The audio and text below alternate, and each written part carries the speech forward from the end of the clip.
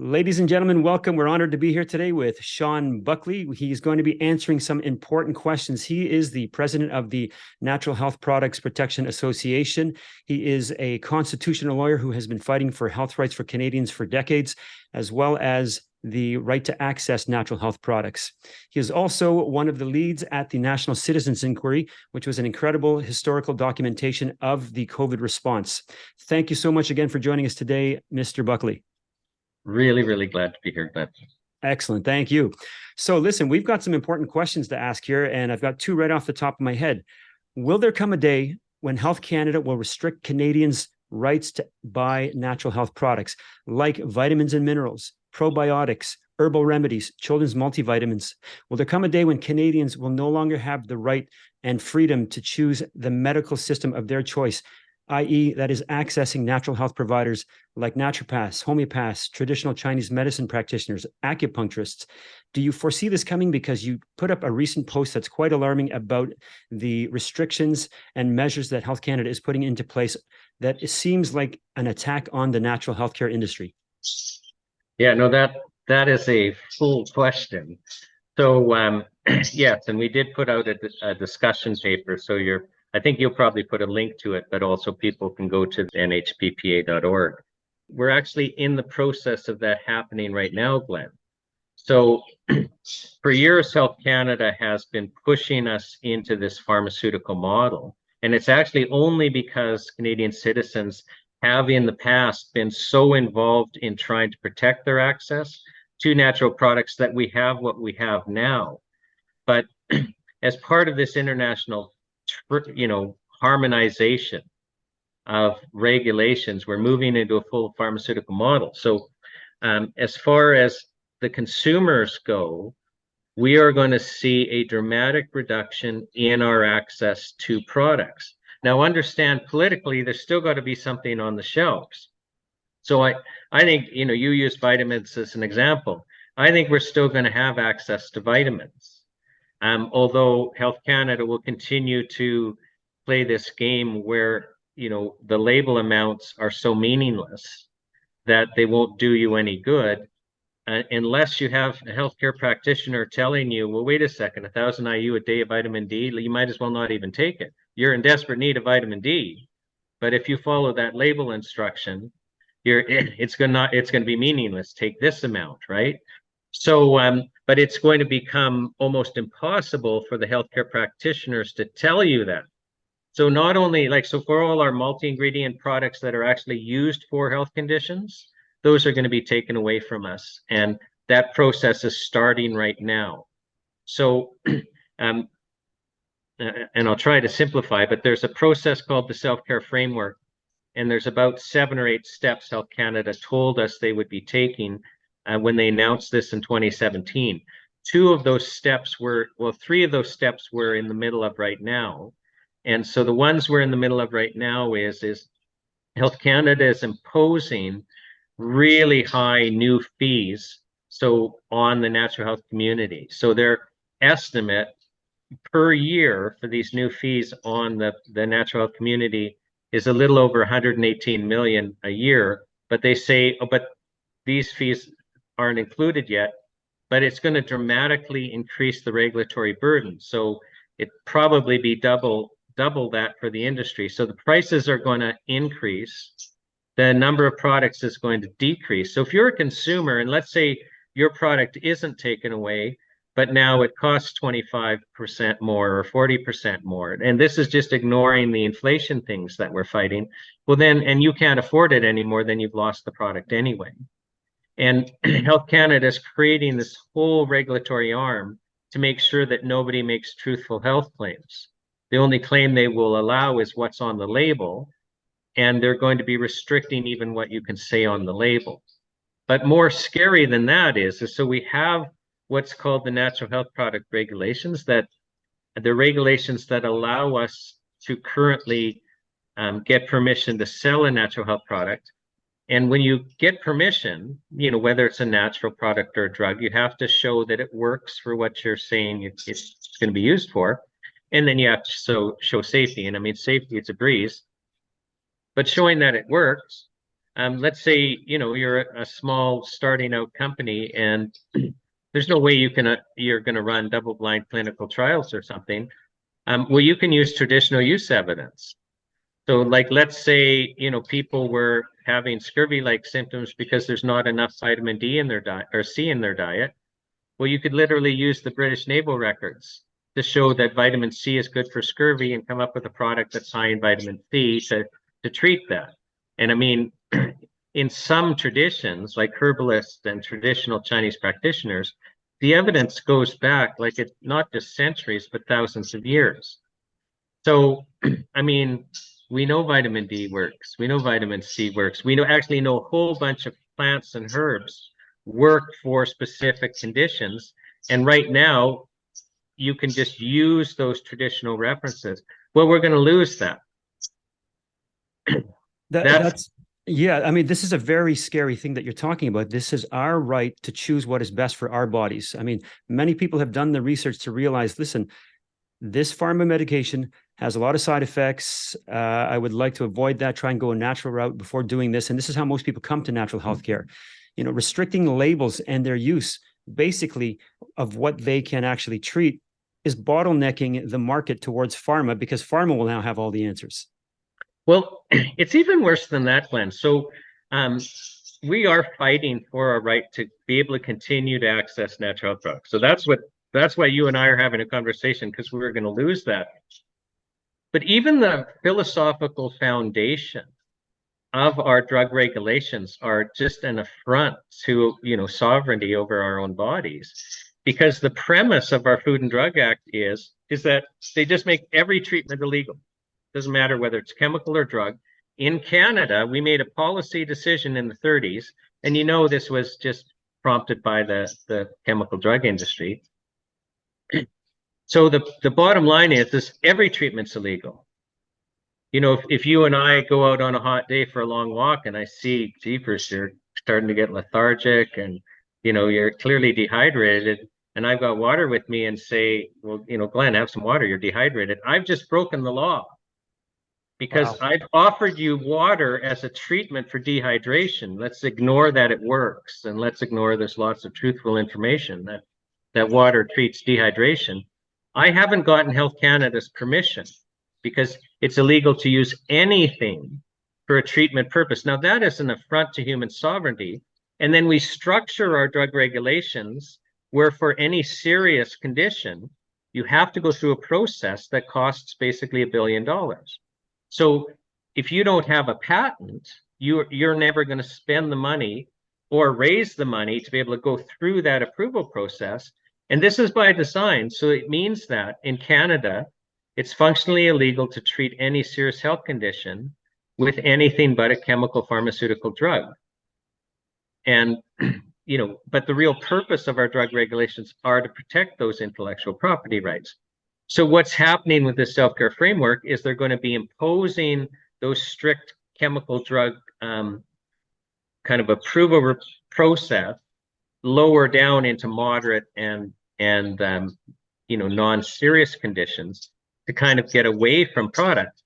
But you had also said something else. You had said, well, a lot of times people would try natural things first. My experience as a lawyer that would act for companies that made natural health products, and Health Canada is trying to shut them down or take a product off the market, was almost the opposite. Like the natural health community's changed now that we're regulated. Now we've got I shouldn't say a bunch, but we have a number of large players that are owned by pharmaceutical companies, and some other large companies that actually they have a fiduciary duty to their shareholders to want stricter and stricter regulations to drive the small and medium ones out of business. But when and I've been doing this since 1994, dealing with Health Canada. But at the beginning, almost every single one of my clients had the same story, as either they or a close family member had a serious health condition that could not be solved with the chemical pharmaceutical drugs. Yeah. And then they found a natural health product that just transformed them. And then they just, oh, well, I've got to share this with the world. And now all of a sudden, they're in the business of selling a natural health product. Ladies and gentlemen, I am proud to announce that Shawn Buckley will be joining Bright Light News live panel number 3 in Toronto, Wednesday, July 26th, as one of our featured speakers to bring more attention to this incredibly important time with Health Canada looking to shut down natural healthcare. Really excited about the event, and I'm looking forward to it. And the other panelists and guests you have, I'm actually excited to hear them. So thanks for inviting me, and I look forward to meeting with everyone out there. You know, the reality is there are tens of millions of Canadians that either are alive or are really successfully treating conditions and having quality of life because of natural products. I mean, it's just outstanding. So the fact that you and I are even having a conversation that this is being taken away from us is quite incredible. But then our Health Canada is not about health. And I challenge anyone to go into the Food and Drug Act and regulations and find a single word in there that gives them the responsibility to protect our health, or even to have good act in the public interest. That's not what it's about at all. Health Canada is there to enforce the Food and Drug Act and regulations, and they are designed to restrict our sovereignty and to make it functionally illegal to treat serious conditions with anything but chemical pharmaceutical drugs, because I said the purpose of our drug regulations is to protect intellectual property rights, not health outcomes. And we're moving with this self-care framework into a world where even minor and moderate conditions. So can I switch to practitioners? Yes, please. So what I mean by is, so that just so that everyone knows what I'm talking about, I'm talking about, you know, your naturopathic doctors, your traditional Chinese practitioners, you know, your herbalists, your nutritionists, your Ayurvedic doctors. I've probably missed some, chiropractors, homeopathic doctors. These are all healthcare practitioners that are now licensed by provinces, right? So the federal government, our Food and Drug Act laws are actually criminal laws. Did you hear that? Because I did hear that. The federal government does not have jurisdiction over health, which is why provinces run hospitals, which is why provinces license doctors and other healthcare practitioners. So the Food and Drug Act is about the federal powers that enable it. There's kind of two now, is criminal law and international trade, which would include protecting intellectual property rights. So that's where they get their jurisdiction. So they don't even have jurisdiction over health. And so when I tell you the purpose isn't health, well, of course it isn't. That would be unconstitutional.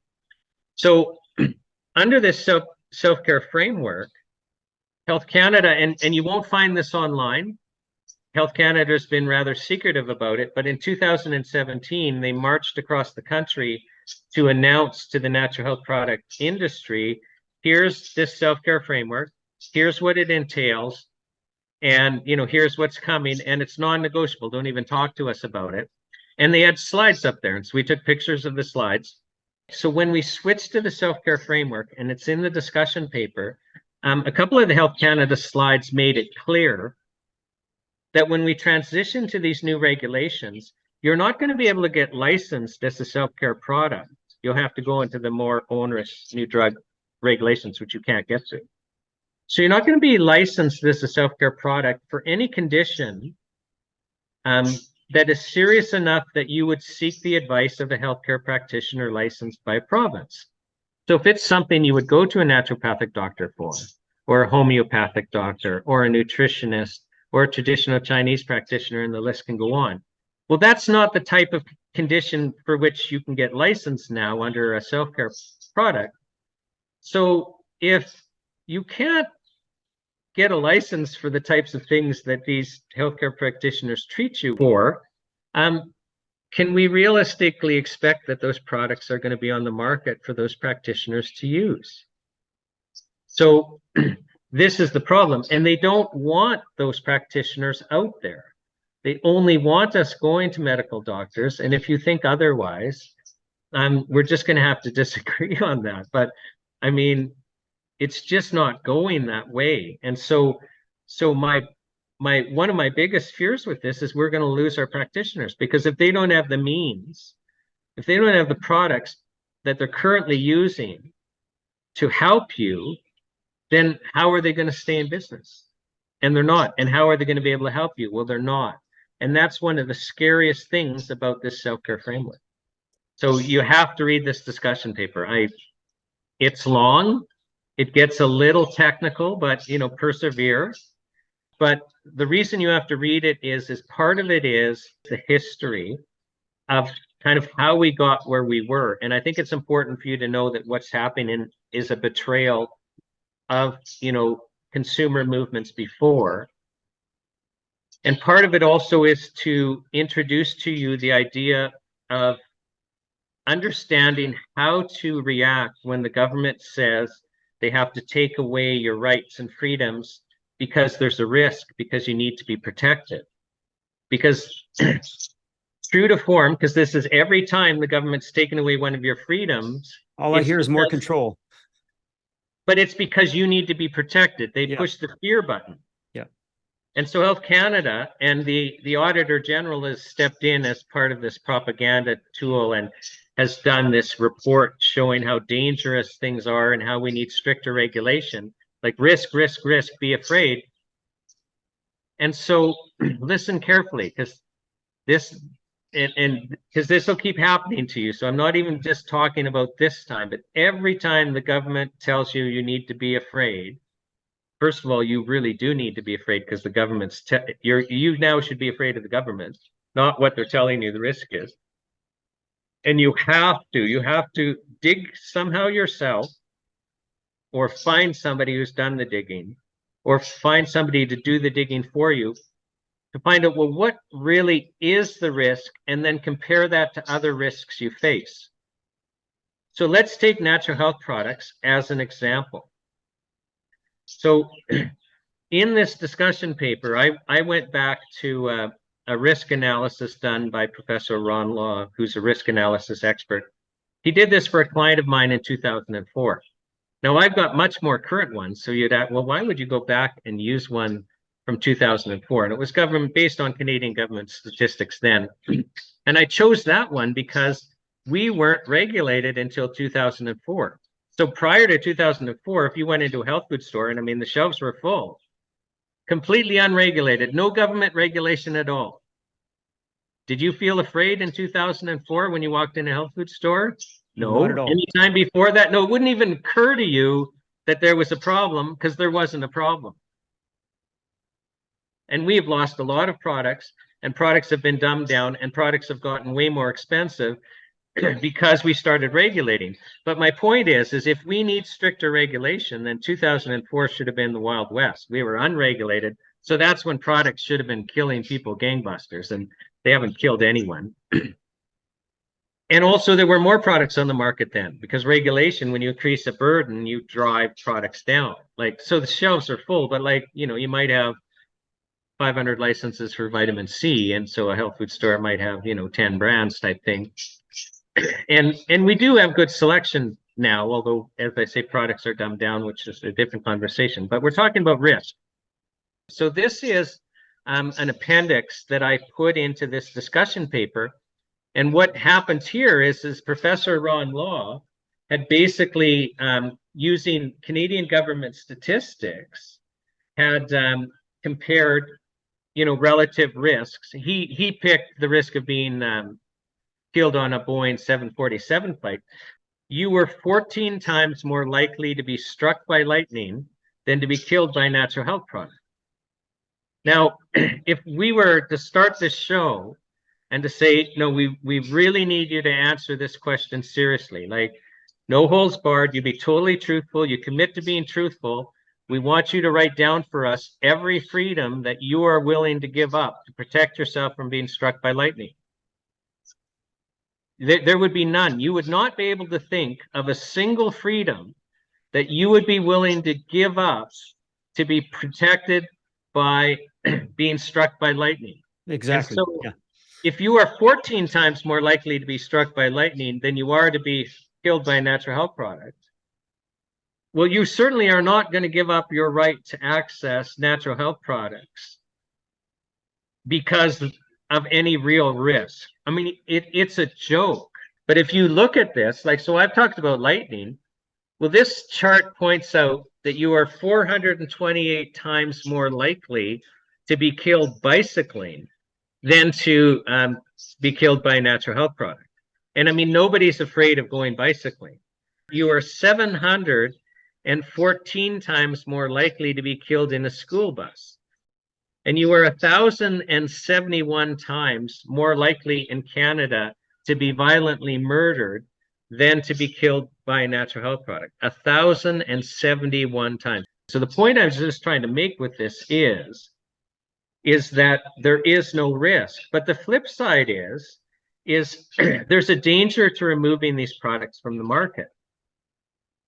The point I'm trying to make is this is about risk. According to Health Canada, we need to be protected from these products, but they never take into account the risk of removing them from the market. They actually believe that it's dangerous to have them on the market because their institutional assumption is they don't work. And so if you have a serious health condition and you're being managed with natural health products, they call it failed efficacy. Well, you're actually in danger now because you're not going to the doctor and using the chemical pharmaceutical drugs. Let's just forget that about the three leading causes of death in Canada are all related to pharmaceutical drugs. Let's just ignore that. So the whole game is rigged, but the danger is removing these products. And who has the right, Glenn, to tell you how you're going to prevent sickness? Who has the right to tell you how you're going to treat yourself when you're sick? Because the implication is that it's only Health Canada bureaucrats, because they drive all these other treatments off the market. That's what's happening. And then the effect is you have no choice. Yeah. Like, I don't know what your thoughts about that are, but philosophically, it's offensive. Big Pharma has a much larger role in the natural healthcare demolition that we're about to see than people realize. And this should be a stark wake-up call for all Canadians that, there is a bigger implementation of Big Pharma's influence that we're seeing here. We're seeing it through the agile licensing, where advanced novel therapeutics will be less subject to scrutiny and long-term trials, where pharma will basically get a backdoor seat to the regulatory table. They'll be able to police themselves for the post-marketing data. We're seeing Bill 36 in British Columbia, where if you don't follow the Ministry of Health guidelines as a physician, you could be subject to up to $200,000 in fines, 6 months in jail, loss of license. We're seeing doctors across Canada who stood by their College of Physicians and Surgeons of whatever province's policies pre-pandemic, stick to those same policies, their same duties, first do no harm, protecting their patients, giving exemptions where people have been injured previously by vaccination and whatnot. We're seeing these doctors losing their licenses because they went against the narrative, this dangerous, as you say, when they look out for your protection, we know it's more about control. This is what's at stake here through this avenue of the natural health products that we're seeing, these clutches, these arms, tentacles of pharma coming in deeper and deeper. Yeah, and the point I'm trying to make is that the real problem is a philosophical legal problem, where we take the position that you don't have the right to choose how you're going to prevent getting sick, and then also how you're going to treat yourself. Because when you make everything illegal and the legal premise is you can only have access to things the government has approved for you, that's a pretty interesting proposition, right? Like, if a pharmaceutical company wants to introduce a novel chemical as a treatment, I'm all for that. There's this strict regulatory burden, and that we have to understand what's going on. But if we're talking about natural stuff that just causes no harm, I don't think the government has any right. Now, we would all agree, and we have it under the criminal law, and I don't disagree with it in the Food and Drug Act. You can't be fraudulent.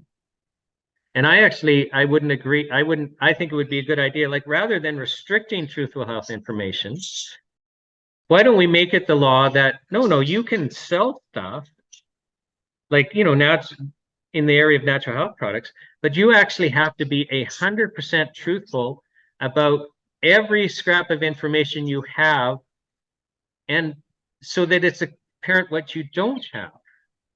So, so that people can make informed choices. So, but we're talking philosophically, like, so do you mean if everything that's approved doesn't work for me as a competent adult, I don't have the right to choose to try something you haven't approved? Shouldn't the law be? And True Hope was perfectly honest with you. Here's the amount of research we have, and and you have to let us manage you. So A, we learn, and B, we keep you safe, right? So I think the law should be there has to be full disclosure and there can't be fraud. But when we're in the area of things that you can eat as food, but it has a long and proven track record or doesn't, like a lot Strauss heart drops. I mean, when he started marketing them, he was the only proof that worked.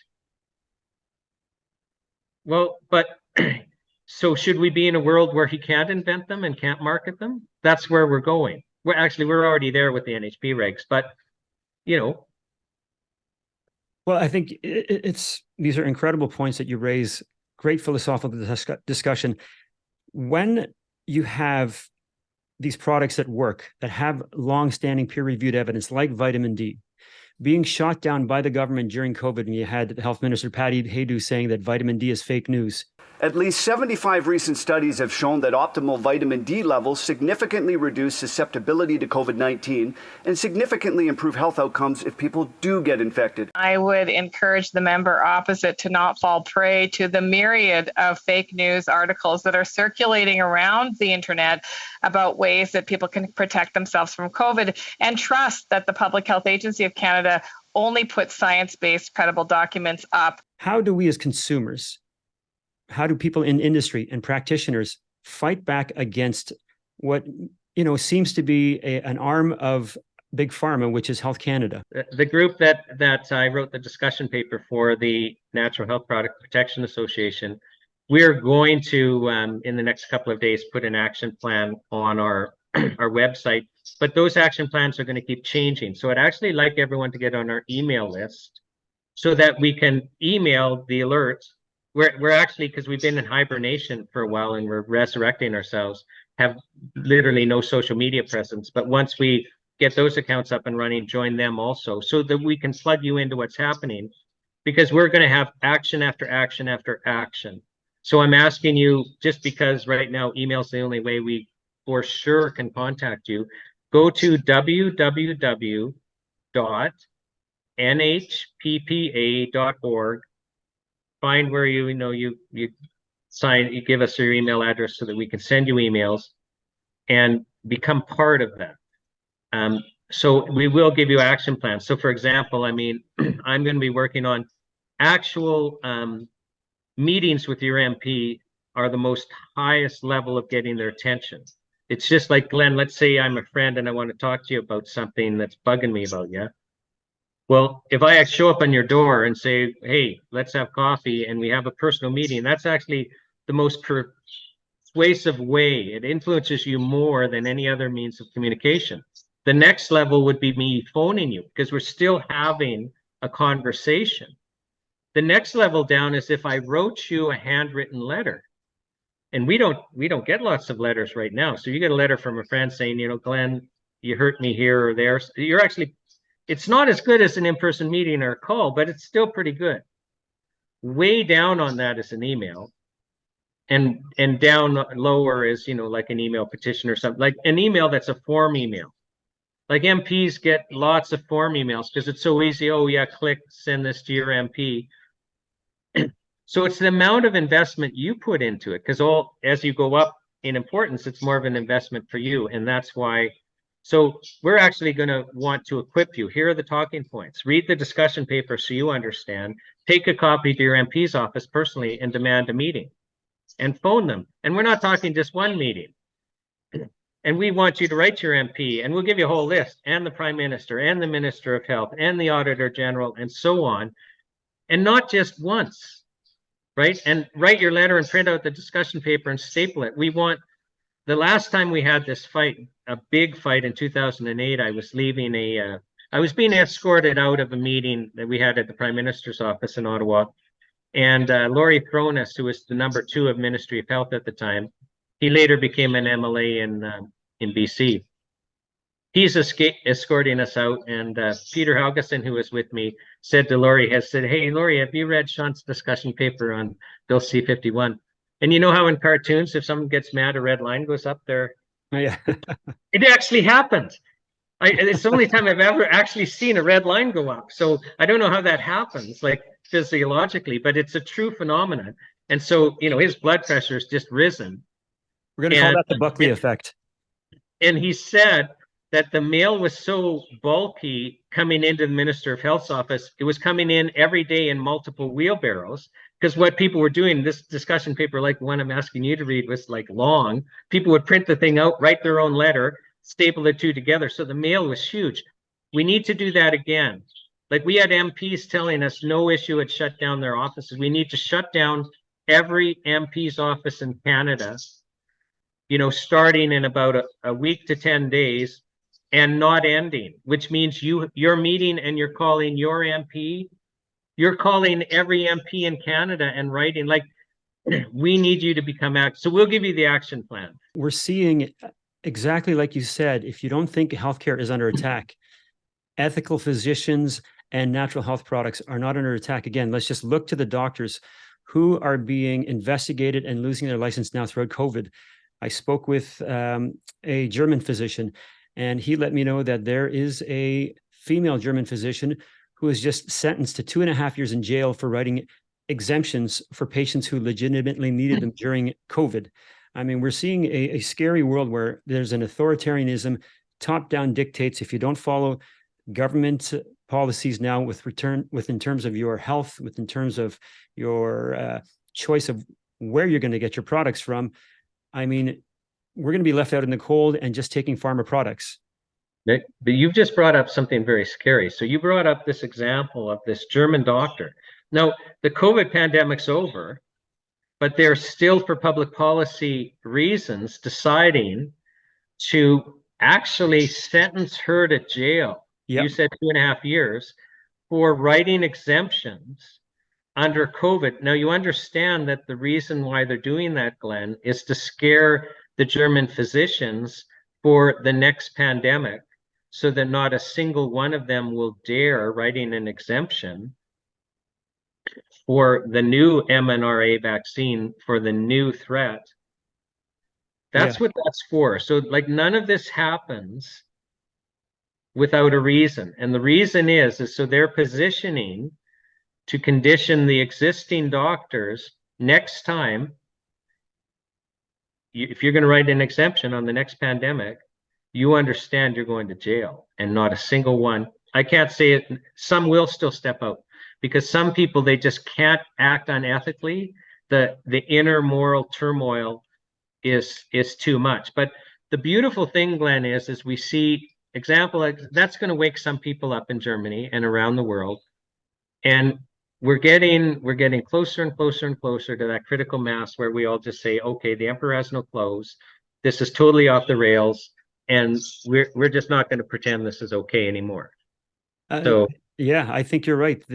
And especially now with the natural healthcare products, the attack on the practitioners and the products, I hope we see natural healthcare stores putting out signs to educate the public, stop Health Canada from, restricting access to natural healthcare. If we can get this going across the country, signing up at NHPPA.org and have this momentum go across Canada to awaken, I mean, all the people who have been helped by and use natural healthcare products, multivitamins, probiotics, everything. There's so many things under the sun that we use.